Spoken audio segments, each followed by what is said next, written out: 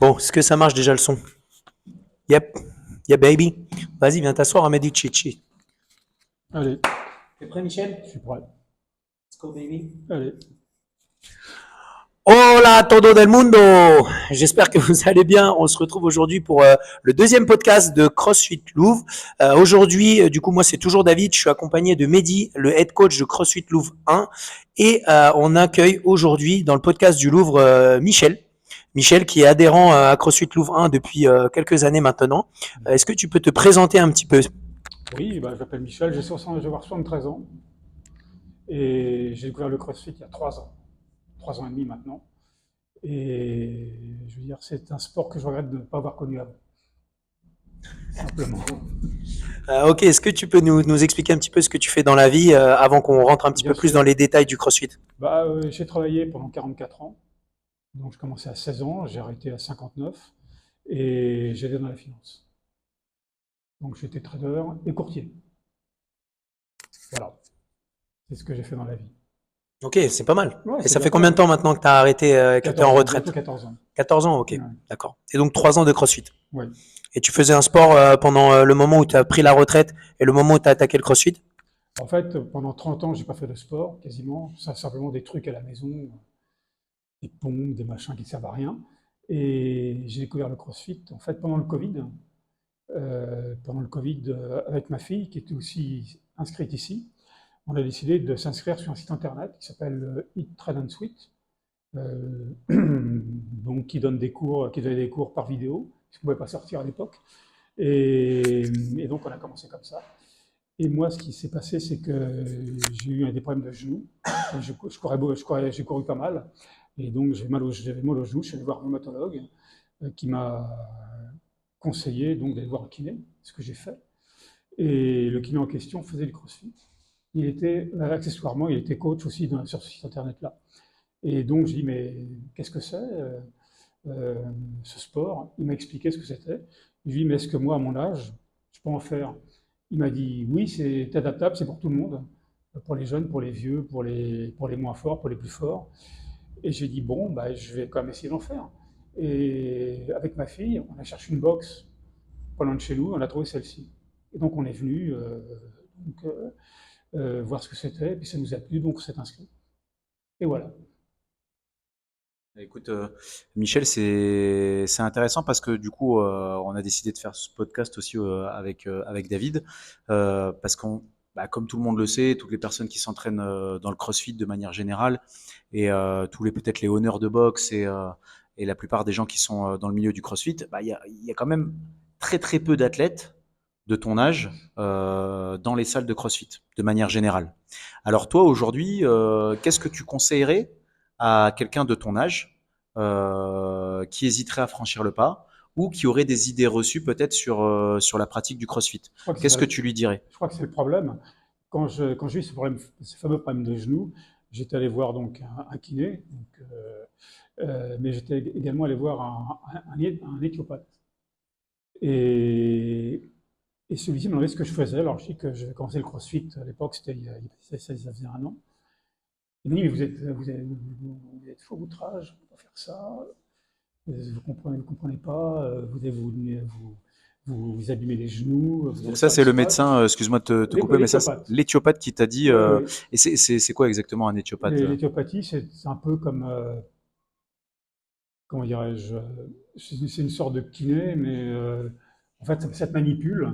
Ok. Et donc, ça te permet peut-être de remettre des mouvements en place, de débloquer. Moi, ça m'a rien débloqué du tout. Et en Désolé plus, pour les éthiopathes qui nous écoutent, hein. ouais. Bon. Et en plus, il m'a dit, il faut pas faire ça. Il m'a dit, faites plutôt des sports plus doux pour les gens de votre âge. J'ai dit, bon, d'accord. Il m'a dit, faites du pilates. J'ai dit, mais moi, j'ai pas envie de faire du pilates, ça va m'emmerder. Donc, et puis finalement, j'ai fait 2 séances, j'ai arrêté, et j'ai continué le crossfit, et j'ai moins mal aux genoux. Et voilà, quoi. Donc, grâce au crossfit, je me sens beaucoup mieux. Et pour les gens qui ont des idées reçues, parce qu'ils lisent des articles en disant, oui, le crossfit, j'ai lu un article il n'y a pas très longtemps là-dessus, en disant, le crossfit, il faut faire attention. on peut se faire mal, etc., etc. Et en fait, je dis que non, parce que tout est adaptable. Dans le CrossFit, on peut, qu'on soit vieux, qu'on soit jeune, qu'on ait des problèmes articulaires, qu'on ait des problèmes musculaires, il y a toujours l'adaptation qui permet de travailler, de bouger. En fait, dans la vie, le principal, c'est de bouger. Quand on a l'âge que j'ai, si on ne bouge pas, ben, on tombe dans la décrépitude. Donc en fait, en bougeant, on maintient une musculature, du moins, qui permet quand même de mieux vivre et de mieux se déplacer et de mieux bouger et de ne pas avoir ces problèmes. Moi, je sais pas, le rhumatologue que j'avais vu m'avait prescrit une canne. Et donc j'ai acheté une canne que j'ai toujours, mais j'en suis jamais Ah, donc servi. là, t'as une canne à la J'ai maison une canne à la maison, qui qui sert à rien. qui voilà, qui sert de porte-manteau. Ouais, enfin, elle sert plus à rien, donc voilà, qui m'était remboursé par la Sécu, mais pour ça, ça n'a servi à rien. Effectivement, si j'avais pas commencé ce sport, si je m'étais pas impliqué là-dedans, je pense que je marcherais qu'une canne, hein. Ok, donc le CrossFit, ça t'a vraiment, en fait, là, si on retire un petit peu de ce que tu as dit, c'est qu'au final, ça t'a vraiment aidé à rester en autonomie Oui, à partir même du moment où t'as démarré, tu avais quel âge quand tu as démarré? 69 ans. Donc, de 69 ans jusqu'à maintenant 73 ans, 72, ouais, 73, 73 bientôt, on va fêter ça d'ailleurs, on a ouais, quelques, 60, ça avec fait beaucoup de burpees quand même. 73 burpees, ouais, c'est ça, ouais. Et du coup, donc ces 4 dernières années, Ouais. ça t'a permis d'être potentiellement plus en forme Et plus mobile surtout. et plus mobile. Alors, je suis toujours un peu raide, hein, mais j'ai amélioré ma mobilité. J'avais arrêté de courir pendant un moment parce que ça faisait très mal aux genoux. Maintenant, j'arrive à courir. Bon, pas vite, évidemment, mais je cours quand même. Et ça m'a permis de renforcer ma musculature et également donc, de retrouver un peu de mobilité que j'avais perdue. Et, c'est super intéressant ce que tu racontes, Michel, et c'est aussi pour ça qu'on voulait t'interviewer et parler avec toi dans ce podcast, parce que souvent les personnes elles se disent ouais, c'est pas de mon âge, je peux pas faire ça parce que c'est pas de mon âge, C'est ou je vrai? vais pas continuer à progresser.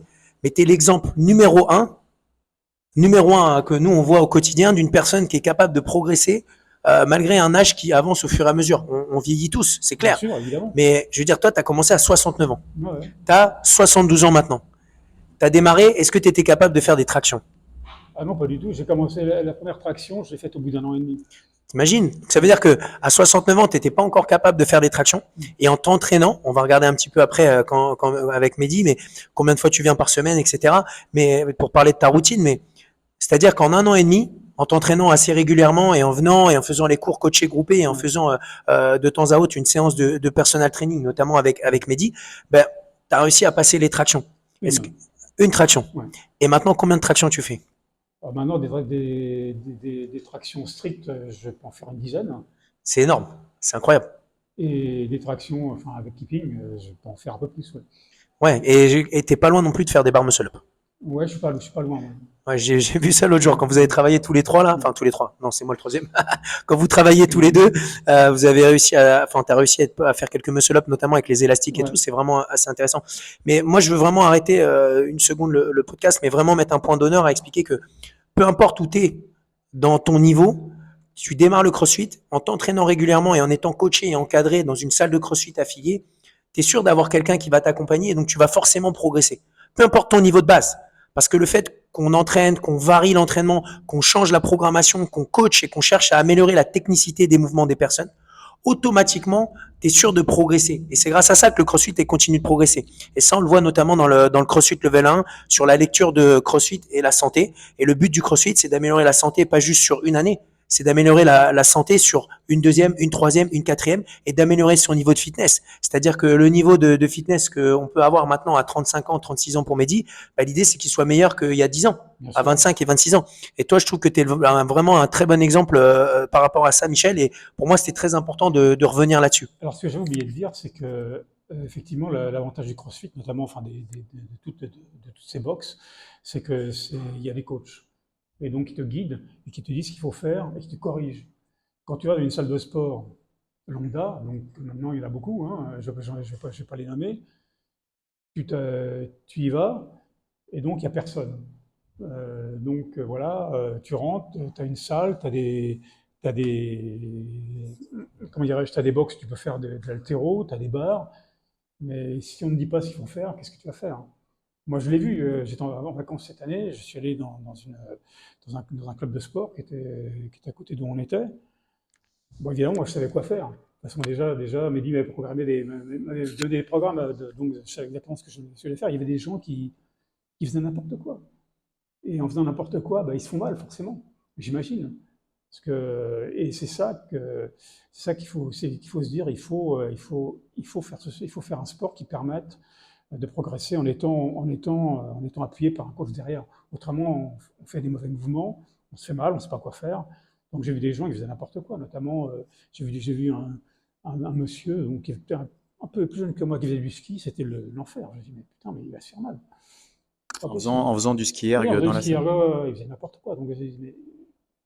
Et c'est pour ça que c'est un avantage d'avoir des gens qui sont derrière ton cul, si j'ose dire, pour corriger tes mouvements. Moi, c'est mon cas, j'ai besoin d'être corrigé souvent.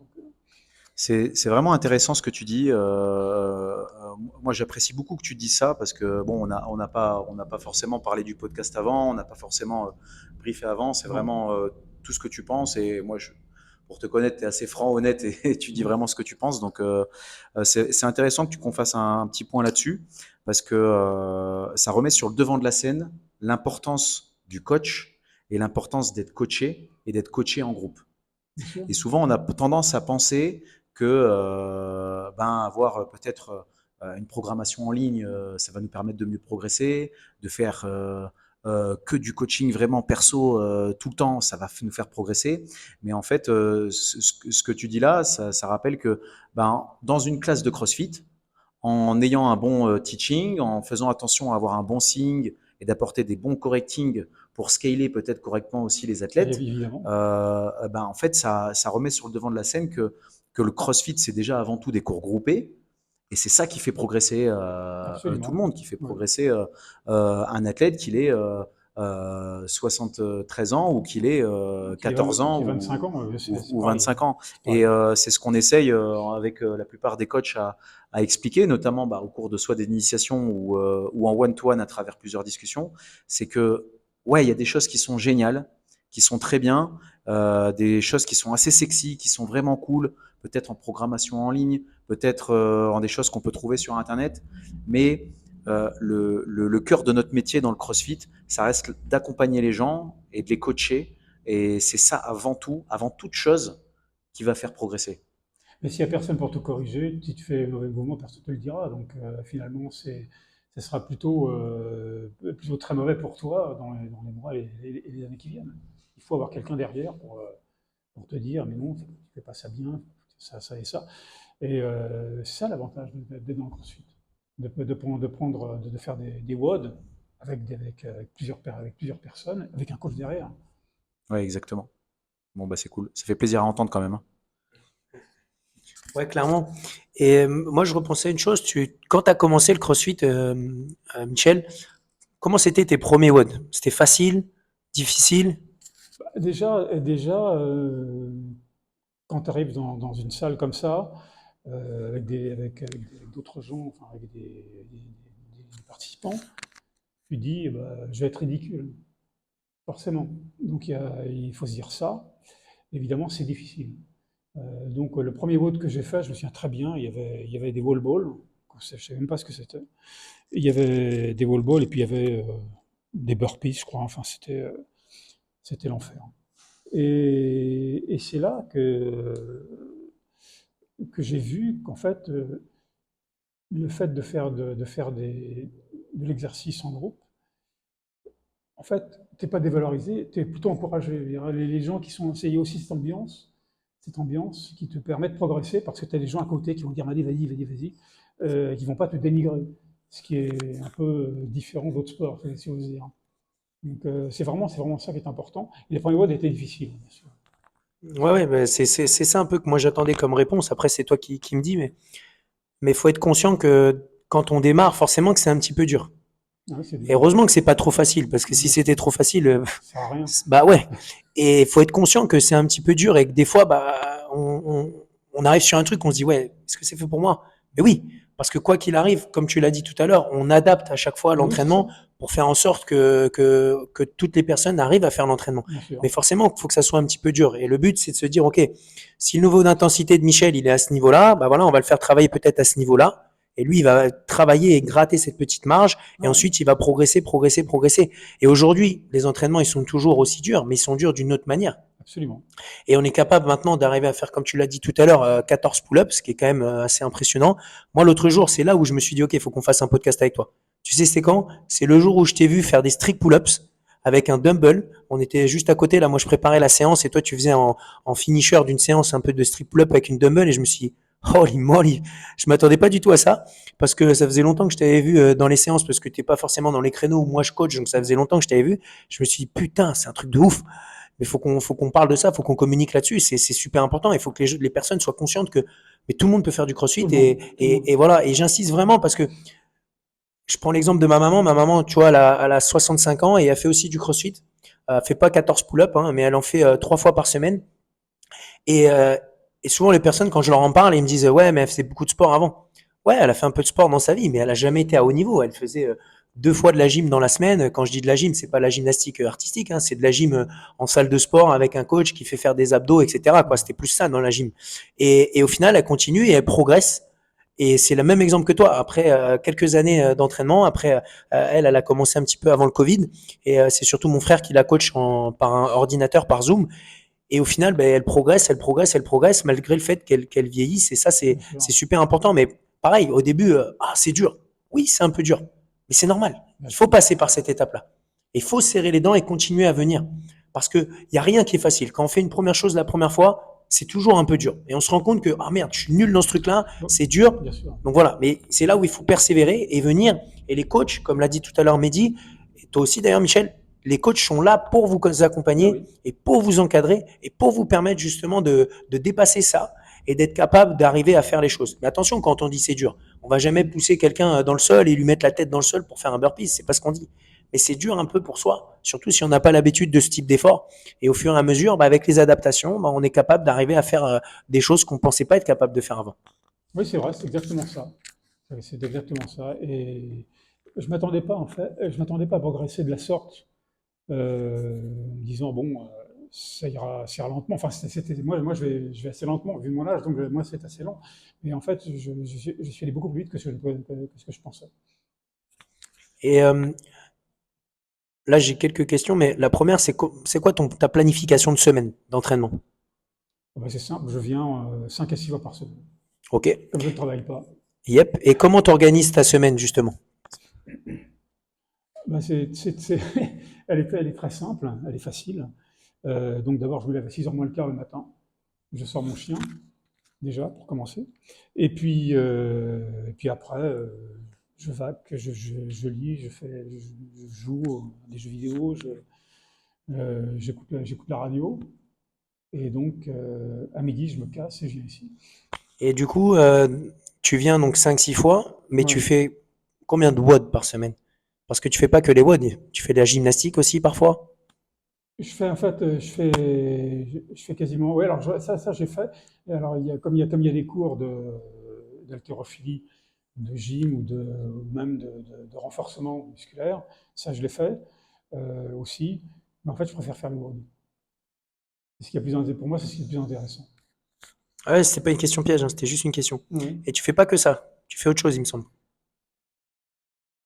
C'est-à-dire. Avec la personne qui est à ma droite. Oui, oui, bien sûr, je prends les cours avec Mehdi, oui, bien sûr. Ok. Et c'était là où moi je voulais poser une question à Mehdi, C'est là que j'ai justement. progressé en fait rapidement à cause de la corsémie. Ok, justement, je voulais poser cette question avec Mehdi. Comment toi, en tant qu'entraîneur, comment tu crées tes entraînements en one-to-one? Donc le one-to-one, pour ceux qui connaissent pas, c'est en gros, c'est une séance où tu es avec un coach pendant 1 heure et tu as l'échauffement, la partie massage. Non, il n'y a pas de massage, je rigole. Mais toute la partie échauffement, entraînement qui dure sur 1 heure et on est 1 heure en full totalité avec le coach et on travaille simplement ce qu'on a envie de travailler, quoi. Donc, C'est Mehdi, dur, comment ça, c'est t'organises? très dur. Ouais, c'est assez dur, hein. Ah, Michel, il en fait des traumatismes carrément. Et du coup, Mehdi, est-ce que tu peux nous expliquer un petit peu comment t'organises toi une séance avec Michel quand tu travailles avec lui une fois par semaine, sachant que il fait aussi les WOD à côté. Comment tu gères un peu l'entraînement, la planification de séance et comment tu travailles avec lui? On n'a pas de budget, on a un micro pour deux.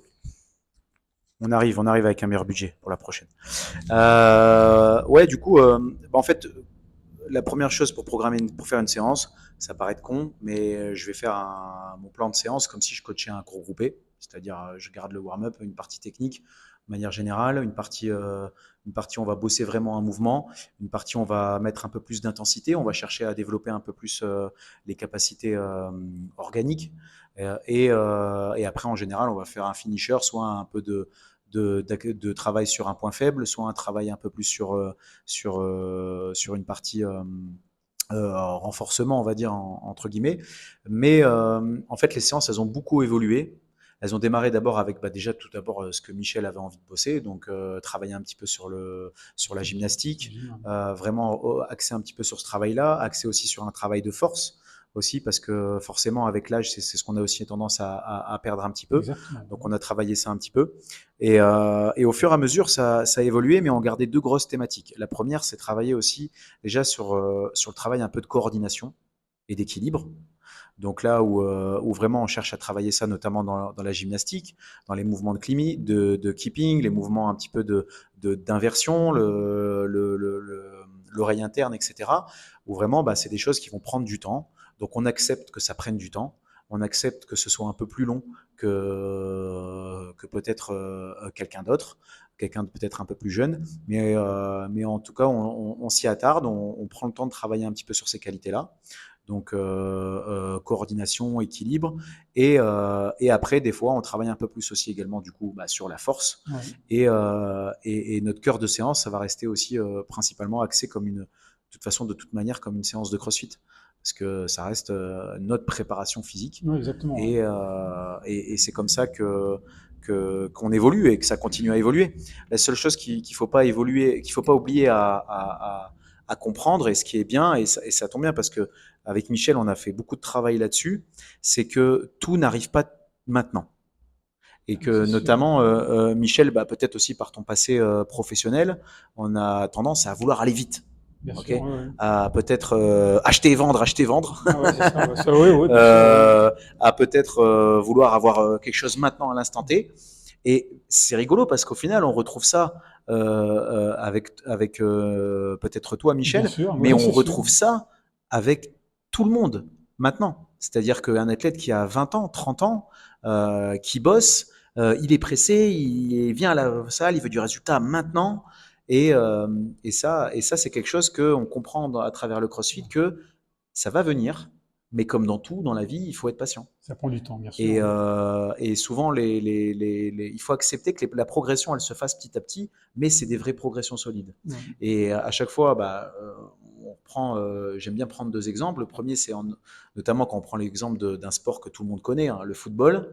Tu arrives, tu t'inscris au foot et tu vas mettre des lucarnes comme Roberto Carlos au bout de pour ceux qui connaissent Roberto Carlos, Ouais. peut-être maintenant Neymar ou Messi, mais en tout cas, c'est des choses où on accepte ok, bon, viens, on va travailler avec la balle, on va déjà apprendre à faire des passes, on va déjà apprendre à jongler un petit peu, on va apprendre à dribbler, et peut-être dans 2, 3, 4 ans, 5 ans, 6 ans, on verra, là on commencera à travailler un peu sur nos lucarnes.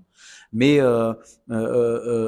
souvent je fais ce parallèle-là, et également le parallèle avec un article un peu, j'en parle souvent avec les coachs, mais il y a souvent un article moi que j'ai adoré quand on bossait sur le level 3, c'est Dissetting the Fish.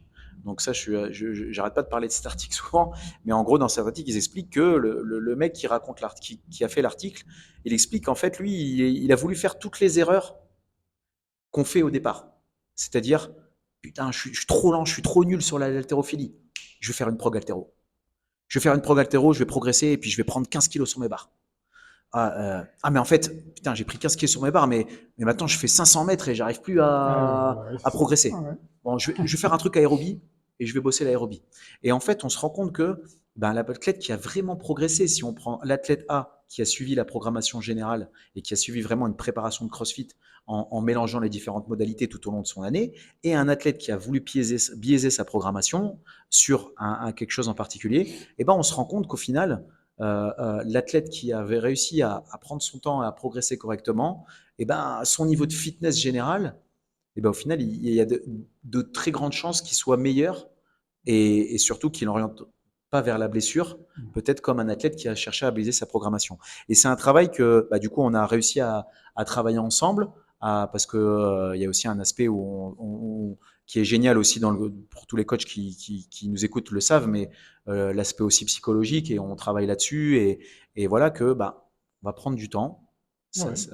Attention, on va faire attention. Moi, je sais que là-dessus, on va aller trop vite, donc on va reculer, et au final, on sait qu'on avance, qu'on construit quelque chose, et c'est surtout cet aspect-là qui est, qui est primordial et qui est assez long, mais il faut accepter que ça prenne le temps que ça prendra.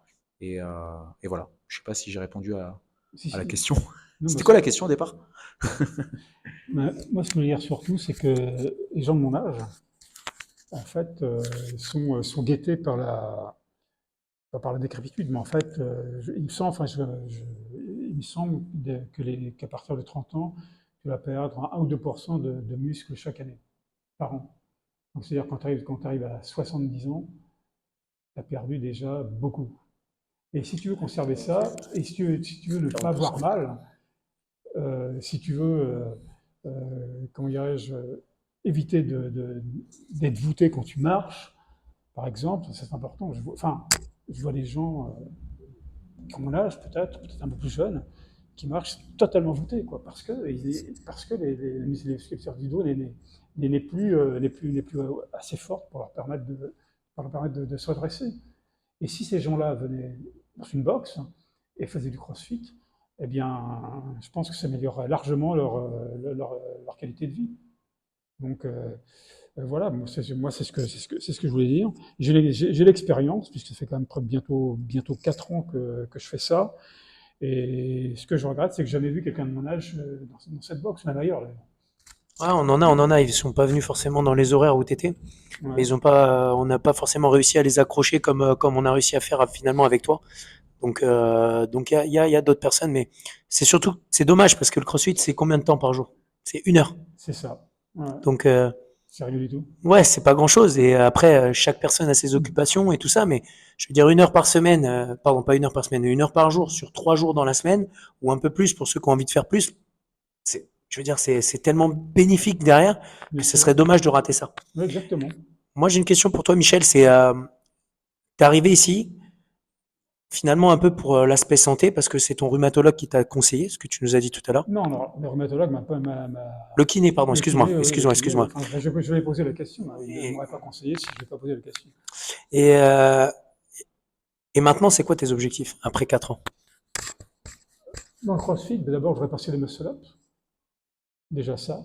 Ça, pour moi, ça sera un progrès. Et non seulement ça, mais aussi de les enchaîner, enfin, d'en enchaîner quelques-uns. Et puis, améliorer mon classement aux Open. Ça, c'est un objectif premier que je veux absolument que j'ai. T'as fait combien l'an dernier? Sur ma catégorie d'âge, j'ai fait 201e sur 635. Ok, et en Europe, t'étais combien? Pas dans les 25 premiers. Ok, parce que bon, on n'est pas censé le dire, mais bon, les règles, c'est les règles, hein. Cette année, au French, les French Throwdown, cette année, on va qualifier ta catégorie d'âge À partir au de CrossFit 17 ans. Game. Ouais. Ah, d'accord. Donc on va qualifier des personnes. Donc ta catégorie d'âge, eux, ils passeront pas par les qualifs du French, ils passeront directement par les qualifs des Open. Donc on en prendra normalement 5 hommes, 5 femmes. Donc ton but, c'est de rentrer dans le top 5 européen. Bah oui, Est-ce j'aimerais que bien. tu penses que tu es capable? Je pense que ça va être difficile quand même, parce que quand même, je vois très bien, enfin, je vois très bien les gens qui sont même dans le top 10 de la catégorie d'âge. Je vois donc ceux qui sont notamment côté qualifiés pour les gammes. C'est du haut niveau, hein. Mais bon, Ouais, mais vu comment tu as progressé, pourquoi pas? oui, pourquoi pas, oui, bien sûr.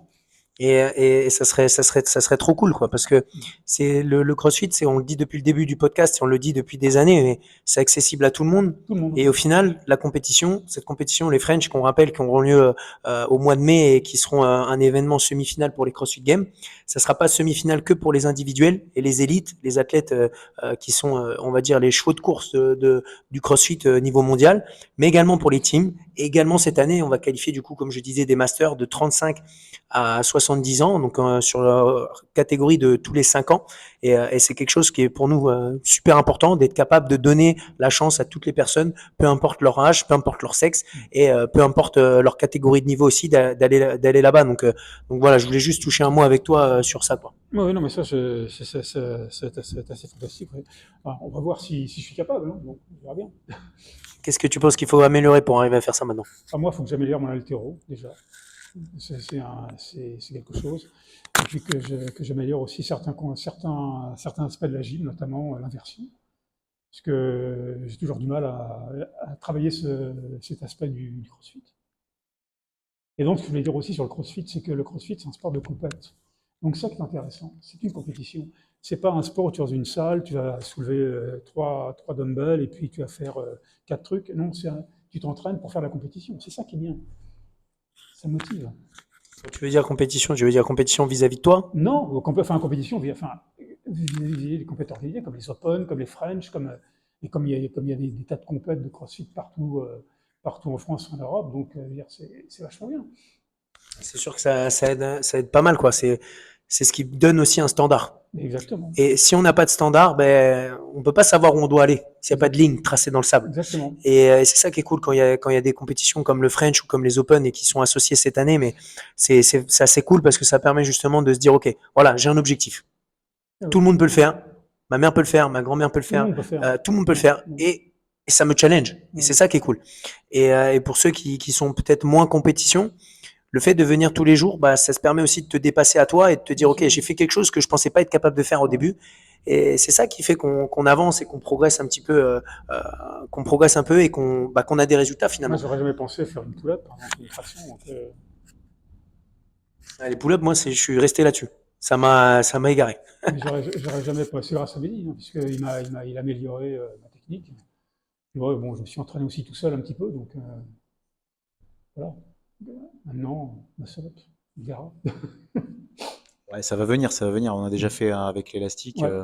Je pense que ça peut. Déjà, les chest to bar, c'est en train Ouais, de bien c'est en train progresser. d'arriver, ouais, c'est en train de se faire. Ouais. Donc, c'est bon signe. En tout cas, ouais, ce qu'on disait tout à l'heure, tout ce qui est coordination et tout, ça s'est beaucoup plus amélioré. Oui, ça, c'est le Donc, ça principal fait, défaut ça enfin, fait que des gens progresser. comme moi. C'est la coordination. Et, Ça va bien. et ça, c'est cool. Euh, Moi, j'ai une question. Qu'est-ce que tu dirais demain? Tu croises quelqu'un de ton âge et tu aurais une seule phrase à lui dire pour le convaincre de faire du CrossFit. Qu'est-ce que tu lui dirais? Je dirais que s'il veut vieillir en bonne santé, il faut que absolument il pense, il songe à conserver sa musculature. Parce que pour bouger, pour marcher, pour faire toutes les choses qu'on fait au quotidien, on a besoin de muscles. Et si on les a pas, ben on peut plus rien faire. Donc on marche avec des cannes, on est là, on est voûté, on n'arrive pas à porter son panier. Je vois des tas de mecs des tas de gens qui marchent avec des aides. Enfin, alors que tu vois sur leur visage, qui sont encore pas relativement jeunes, mais qui sont encore, il y a vraiment, Ils si, sont pas si vieux que ça, quoi. pas si vieux que ça, c'est ça. Et qui sont, tu vois, qui sont surpoids en fait, puisque quand tu bouges pas, t'es forcément aussi en surpoids. Donc, et ça, ça t'empêche réellement d'avoir une vie future, comment dirais-je, agréable. Alors que si tu t'entraînes, tu fais du sport, si tu songes à conserver tous tes muscles, la vie est belle pendant un moment. Ouais, ça augmente toute ta qualité de vie Ouais, de manière exactement, ouais, générale, bien quoi. sûr, bien sûr. Ça, c'est le plus important. Enfin, c'est pour ça que j'ai pas fait ça au départ pour ça. J'ai fait ça parce que bon, j'ai toujours fait du sport dans ma vie, sauf pendant une trentaine d'années. Et en fait, j'ai dit, tiens, c'est un truc que j'aimerais découvrir. C'est pour ça que je suis venu ici. Et en sport, qu'est-ce que tu faisais comme sport avant Ah le bah, CrossFit? j'ai tout fait. J'ai fait du foot, j'ai fait de l'athlétisme, j'ai fait du basket, j'ai fait du ping-pong, j'ai fait des nombreux trucs. Et j'ai arrêté quand je suis venu à Paris, oui, j'ai arrêté. Et donc, pendant une trentaine d'années, j'ai pas fait grand-chose, sauf ce que je disais tout à l'heure, des exercices à la maison qui servent à rien. Désolé pour les gens qui font des watts devant l'écran à la maison. Oui, ça sert pas à grand-chose, en fait. Donc, bah écoute, c'est vraiment super intéressant. Moi, je suis vraiment content que tu dis ça parce que c'est des choses sur lesquelles bah, David, l'ensemble des coachs et tout le monde, on se bat au quotidien. Et quand je dis qu'on se bat au quotidien et surtout on y croit à ce qu'on dit, c'est que, bah, comme tout à l'heure, David prenait l'exemple de sa maman. Bah, moi, j'essaie de convaincre aussi mes proches. Bien sûr. Et j'ai deux sœurs que j'ai réussi à convaincre si elles m'entendent, à faire du crossfit. Donc ça, c'est cool. Les parents, c'est un peu plus difficile, Oui, je comprends que ce soit compliqué, ouais. mais on voit aussi que c'est dur aussi. Moi, ce que je trouve intéressant, c'est que suivant les différentes générations, il y a vraiment des idées reçues et un parcours différent par rapport à l'approche sportive. C'est-à-dire, si je prends l'approche qu'a eu ma maman à l'école et dans son parcours avec le sport, on sent que c'est vraiment l'aspect aussi à cette époque, ou en tout cas ce qu'elle a vécu, c'était plus l'aspect contrainte. Oui, c'est L'aspect, ça. si tu n'arrives pas, t'es nul, Ouais. t'es mauvais, tu dois te bouger, mais vraiment l'aspect contraignant et punitif. Et je prends l'exemple de mon père, c'était euh, moins cet aspect-là, mais ça reste un aspect qui est très intéressant que j'ai retrouvé chez beaucoup de personnes, c'est que comme si le sport c'était bien pendant une période de sa vie, Oui, c'est exactement ça, ouais. que le sport c'était bien Si ça atteint entre 50 ans, 15 à et 50, 50 ans, 50 ans, et ça s'arrête. qu'après On fait plus rien. il Ouais. est temps de, c'est bon, je suis plus, je suis plus jeune, c'est pas de mon âge. Combien de fois on a entendu dire des gens, c'est plus de mon âge ou c'est pas de mon âge? Alors moi, je veux pas les dénigrer, mais bon, alors c'est vrai que c'est vrai qu'ils sont, ils sont entraînés, ils ont fait du sport toute leur vie, mais quand on regarde l'état dans lequel physiquement est Platini, par exemple, ou ne serait-ce que Ronaldo, ils ont 20 kilos de plus, ils bougent plus, ils font plus rien, et c'est dommage, parce que c'est des gens qui étaient totalement fit quand ils étaient professionnels dans le sport, et maintenant ils sont complètement, ils sont à la rue, quoi, physiquement. Et c'est dommage. Ils n'ont pas conservé leur acquis. Ouais, c'est vrai que cette réflexion de dire, OK, j'ai fait assez de sport quand Ouais. j'étais jeune, j'ai plus besoin d'en faire, Maintenant, c'est il faut faux. continuer. Mais non, Ouais. c'est exactement, c'est comme manger, c'est comme dormir, Ouais. c'est comme boire de l'eau, c'est hyper important et c'est dommage de tomber dans cette réflexion parce que, comme on l'a dit, tout le monde en a besoin et t'en es la preuve. Si on résume un petit peu ce podcast, je crois qu'on t'as plus de questions, toi, Mehdi. T'as fait le tour aussi, moi aussi. Mais comme vous voyez, tout est bien préparé. Hein. Et du coup, je rigole. Mais du coup, de ce côté où finalement, quand on résume, tu as démarré le crossfit parce que tu avais une douleur quelque part. On t'avait donné une canne. Vous vous rendez compte quand même? On lui a donné une canne pour marcher. Ouais. Et maintenant, tu cours dehors et tu n'as jamais utilisé la canne. Je veux Non. dire, si ça, c'est pas un argument pour venir s'entraîner et faire du crossfit, c'est quand même un truc de fou, quoi. Ouais. Donc, je veux dire, si vous avez envie de marcher avec une canne et de galérer à jouer avec vos petits-enfants ou de galérer à porter vos petits-enfants, bah, continuez. Pas de souci. Mais si par contre on a envie de jouer, on a envie de s'amuser, on a envie d'être capable de faire le quotidien, de s'habiller le plus longtemps possible, de se lever de son lit en ayant le minimum de douleur le plus longtemps possible, qu'on a envie de pouvoir jouer avec ses petits-enfants, de marcher quand on va en vacances, de rester assez mobile pour pas se retrouver à être complètement bloqué dans un avion quand on part en voyage, etc. Mais il faut bouger, il faut faire du sport, c'est la base. Exactement. Et idéalement du crossfit, mais pourquoi le crossfit plus qu'un autre? Pas que les autres sports, c'est des mauvais sports, c'est très bien les autres sports. Le truc cool en crossfit, c'est que tu vas toucher à des choses différentes à chaque fois et tu vas être mis dans des situations où c'est difficile. Tout à l'heure, tu parlais de deux choses. Tu as parlé du fait qu'on se mette en position comme ça au fur et à mesure. Ouais. On se tasse au fur et à mesure de la vie. Ouais, exactement. Et justement, tu parlais que l'exercice qui te posait de difficulté, c'était les inversions. Ouais. Donc c'est clairement une ouverture au niveau overhead, au niveau Ouais. des épaules. Et bah voilà, on a besoin de le travailler pour ouvrir ça et se sentir mieux. Et moi, ma mère, une des raisons aussi pourquoi elle a fait du crossfit, que j'ai pas évoqué tout à l'heure, mais elle s'est cassé le bras un jour à son travail. Elle a glissé, elle est tombée, elle s'est cassé le bras. Le truc, Vraiment la chute de merde, quoi. Et au final, bah, elle a fait kiné et le CrossFit, bah, elle en fait et elle est toujours en train de travailler pour renforcer son bras parce qu'elle a toujours une faiblesse. Et après, il y a l'aspect psychologique qui rentre en jeu et le fait qu'elle soit capable de faire des mouvements, elle se dit ah ouais, en fait, je récupère de la force, enfin. Et c'est ce côté aussi qui est physique, mais c'est aussi le côté psychologique qui se dit oui, je suis capable de faire ça. Oui, j'ai regagné en force. Oui, j'ai récupéré, j'ai plus cette douleur. Et pour moi, c'est super important de penser à ça. Et c'est un truc qu'on fait dans le podcast d'Eli, mais j'aimerais bien qu'on le mette en place aussi dans le podcast du Louvre. Qu'est-ce que tu recommanderais aux gens, pas pour le CrossFit, mais est-ce que tu aurais quelque chose que toi t'étudies ou que tu regardes, un livre, une série, un documentaire, qu'est-ce que tu recommanderais à une personne qui nous écoute là, Dans ce aux contexte, personnes qui nous écoutent, pardon. dans ce contexte. Dans le contexte que tu veux. Après, si c'est des jeux vidéo, c'est pas forcément avec ce qu'on a dit, mais Non, bon. bien sûr, bien sûr. Mais en fait, si on veut, une fois qu'on a arrêté de travailler, euh, comment dirais-je, avoir une vie agréable, donc il faut naturellement faire du sport, mais aussi il faut lire. La lecture, c'est quelque chose d'important. Et il faut surtout trouver des activités qui plaisent pour ne pas rester, comment dirais-je, à rien faire toute la journée, quoi.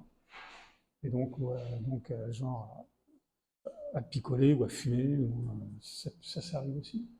Donc en fait, il faut avoir une activité intellectuelle, une activité physique, et puis, faire des choses qui peuvent également